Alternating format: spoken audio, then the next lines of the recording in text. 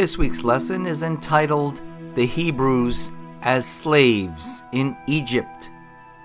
In our last lesson, we saw how Joseph, as governor of Egypt, forgave his brothers, sent for his father Jacob and all of his brothers' families which were in the land of Canaan, so that the entire family of 70 people would now live in Egypt under Joseph's care. Since the Pharaoh of Egypt liked Joseph so much, he allowed Joseph to give his family the best land in Egypt so that they could take care of all their cattle and sheep, for they were shepherds. As years passed, Joseph and his brothers and their children raised their families in the land of Egypt. Joseph, the governor, grew old and knew he would soon die. Joseph remembered and believed God's promise to Abraham that God would make the Israelites a great nation someday and give them the land of Canaan. Because Joseph believed God's promise, he told many of the elders of Israel that God someday will lead the Israelites out of Egypt and bring them back into the land of Canaan. Joseph made them promise that after he died, they were to carry his bones out of Egypt and bury them in the land of Canaan when God brought the Israelites out of Egypt. When Joseph was 110 years old, he died.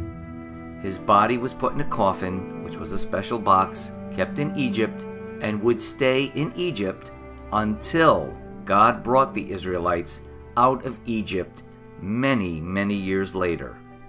After Joseph died, there was a new king, or Pharaoh as he was called in Egypt, who did not know Joseph. This Pharaoh was mean and did not like the Hebrews. He made the Hebrews slaves and made them work very hard, and set taskmasters over the Hebrews, who would whip the Hebrews if they did not work as hard as he demanded. Even though the Hebrews were slaves, God blessed the Hebrews and multiplied them so that every time they got married, they had many children. After about 300 years, the Hebrews actually outnumbered the Egyptians because God was blessing them. By this time, there was over 1 million Hebrews in Egypt as slaves.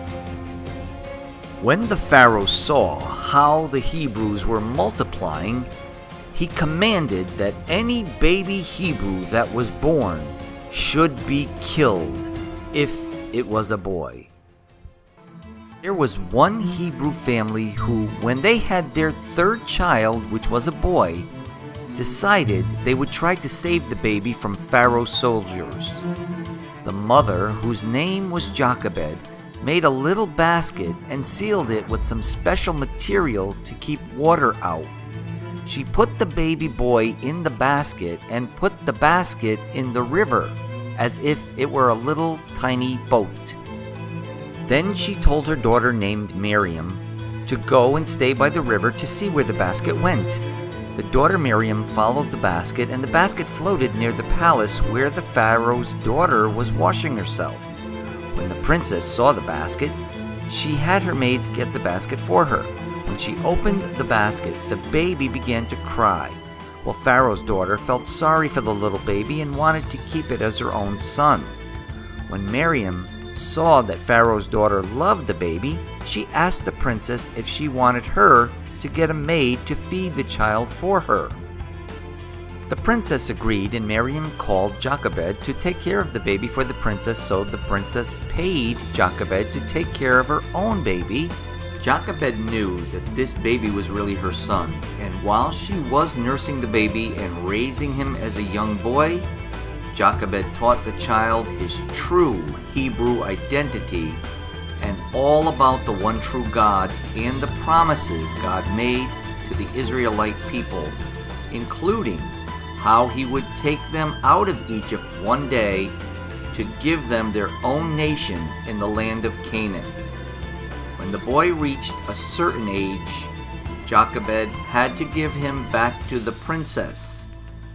The princess then named the child Moses, and from that point on, Moses was raised and taught as a prince in Egypt, learning how to fight and all the other skills the Egyptian tutors taught him.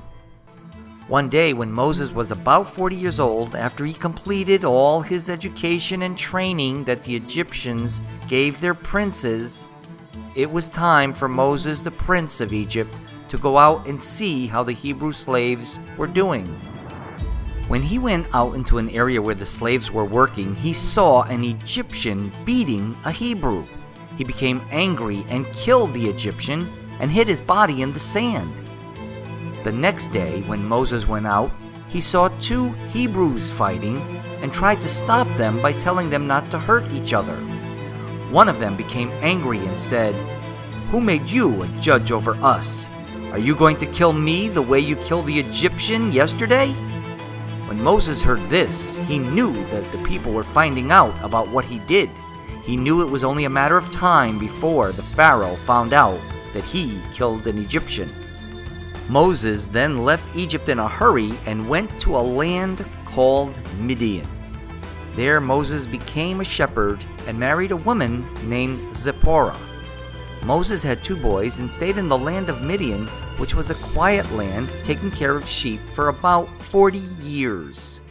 In our next lesson, we're going to see something that happened that not only would affect Moses the rest of his life, but would give birth to a new nation that would affect the entire world for thousands of years.